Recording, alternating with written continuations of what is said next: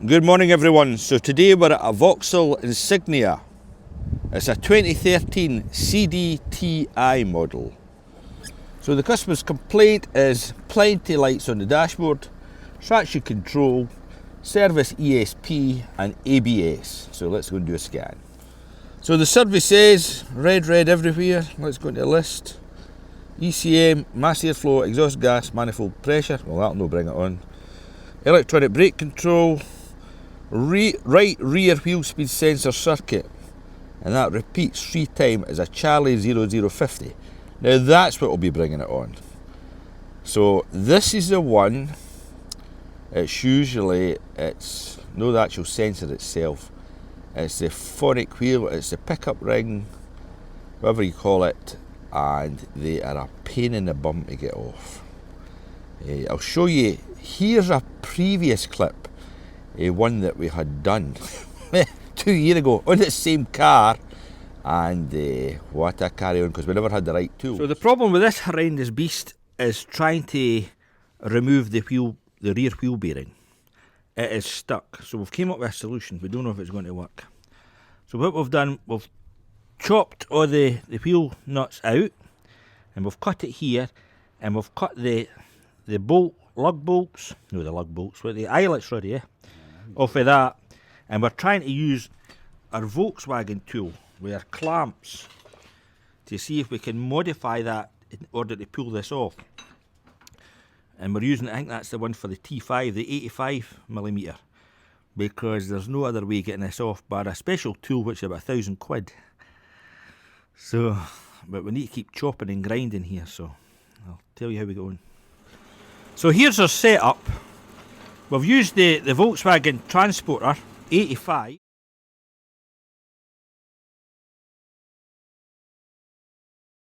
Well, no, we've just used the Volkswagen tool, and we've just put pressure on this back bit because we couldn't get the clamps to go round it. We've took up some spacers here because we've not got enough room in the back end. So seemingly the secret to this is to put pressure on it and leave it and get plenty loose oil or D-block in behind it to see if it'll move. So it can't be a rush job. So I'll show you what it's like for the back end. But we're just using our normal bar there.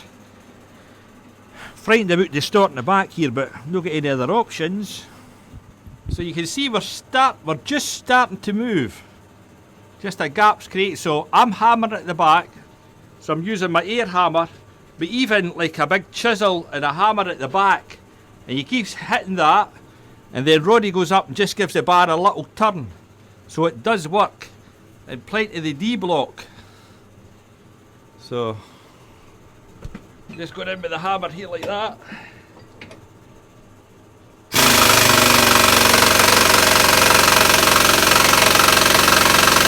And then if Roddy can maybe get a wee turn on it.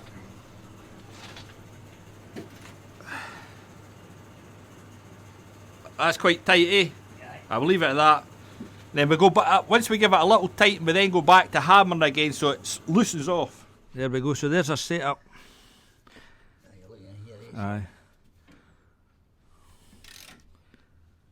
Well, there we go. No bother, Roddy, what are you complaining about? Ah, there we go. That was horrendous, boys and girls. So we've got the right tools this time. Well, at least we think we have, so we'll try that. But we'll give it a shimmy down the road just to make sure there's no output from this. I don't know, not equipped. So read fault code. So low amplitude, rear right, the low voltage open. Could be the sensor right enough. No. So read the stream, anti-lock brakes. So we'll graph left, rear right, front right. And see if we get anything coming out of them. We'll graph. Let's give it a run up the road. Well, we don't need to go much further. There's absolutely no output from the rear right. But 9 times out of 10, it is the wheel bearing. And even if it wasn't it, sometimes to get that sensor out the rear right is near impossible. We end up damaging the rear bearing. So I'll show you what we've got in the garage. Just for a laugh, we'll read the fault codes again. We'll clear the DTCs. Oh, it gets rid of it, and I felt the pedal pulse the other now. So fault goes cleared. Let's go back. Yes.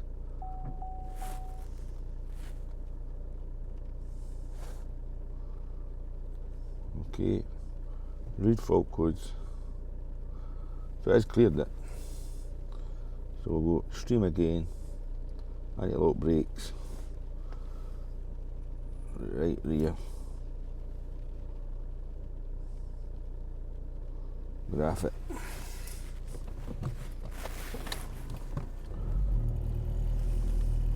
Still now. Made no difference. Right, into the garage we go. So we've went right to the job because you're usually got to do the sensor and the ring. So take the bolt out the bottom bit, the shocker, and that gives you access. See these wee bolts? I've got the top, the bottom one out, and the two top ones. I'm sure they're 18mm. But you're probably better just to loosen them off, leave them in, then you can whack them with the air hammer once you get the tool in. You then remove that top link up there. Let's see, I'll show you, because you need to get access to this top bolt in there. Then you remove the brake caliper, leave that hanging. So just move it as a winner at the back there. I think they were 18mm bolts as well. And then everything else works for the top. So we'll put the air compressor on.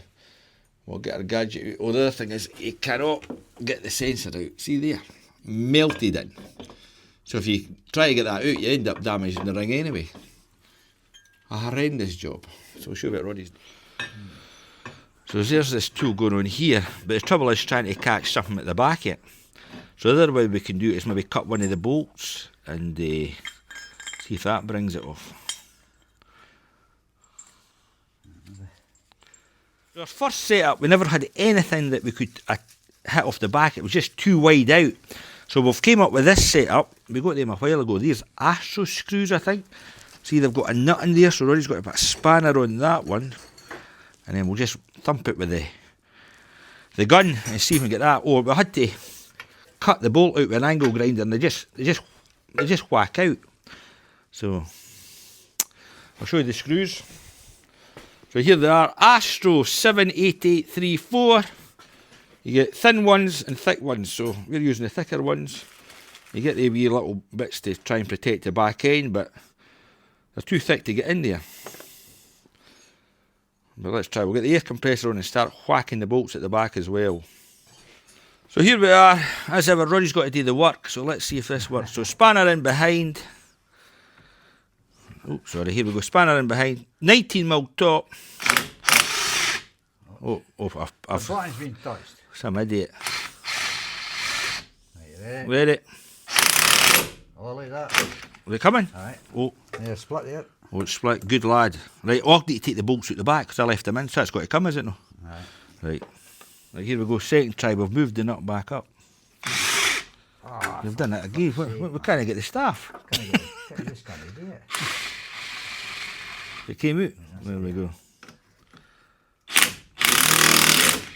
Right, that's nut. Nut. That's It's cobbling. It's cobbling. Right, we're going to take the nuts off. So we'll put a brake pad in behind it to try and catch it at the other side, so to force it out. Because it is coming out of one side, but the other side, it's cobbling in the whole thing, so... Maybe should... But we had the spanner. Is it? Even with the top on it?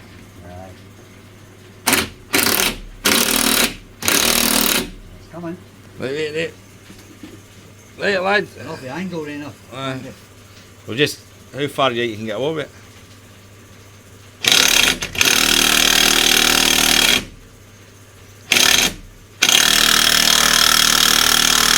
Oh, aye, broke the seal. So we just used a brake pad in here.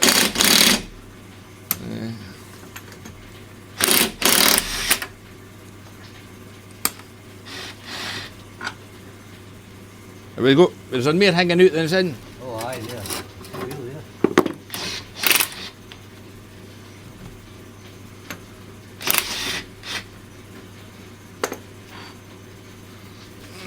see it there. Oh, aye, you can see it there, eh? Aye. Would that no whack out now, Rodney? Maybe.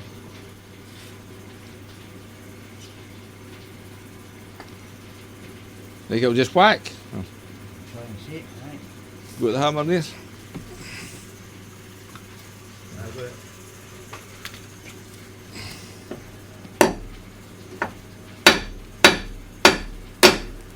Nah. Nah. Too bloody springy.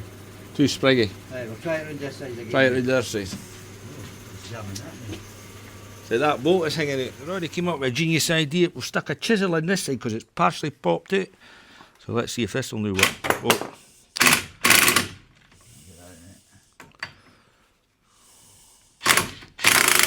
Oh, there we go, my man. No bother. Oh, I'll be fine. Ah, that's right. Just a little tickle. So that's look at that He-Man stuff. Aye, everywhere. So the Astra's screwed for the wind, Roddy, yeah? Yes, that's a definitely. Plenty of grease on it. Aye. We didn't want to knacker them up. Whether they are knackered up, I don't know. So all we need to do is clean in about here and get a new bearing in. It should be hooky dandy and get the old sensor out. So it's just a matter of cleaning out all that white stuff.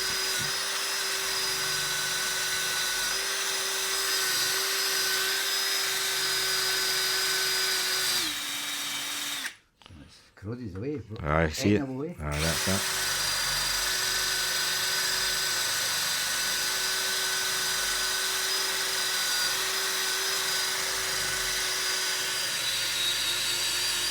We managed to extract the old sensor, which was stuck solid. So it's just drilling through it at the moment just to clean it up.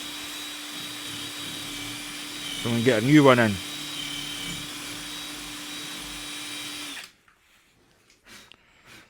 Oh, it's no bad, eh?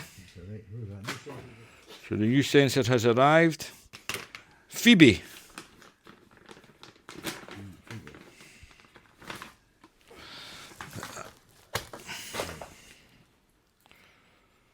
Let's see if it fits in there.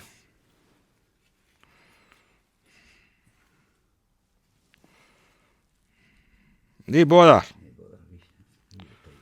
A wee bit tight, that'll do the job. Let's get another wee clean. A wee touch of grease always helps the day.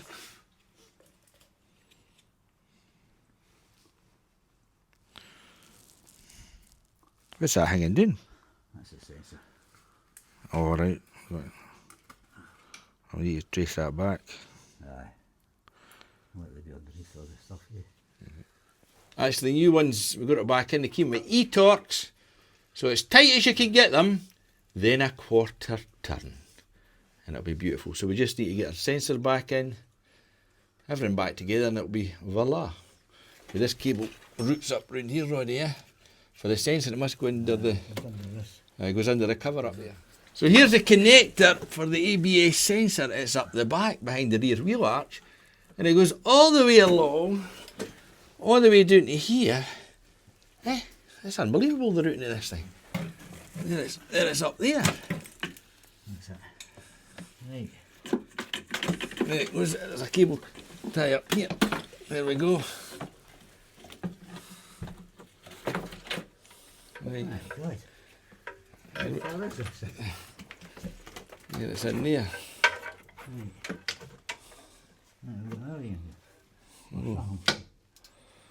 Let's get it on. So that was the car all back together, and as soon as we drove out the garage, the lights actually went off. So I graphed the 4 PIDs, and you can see they're all good.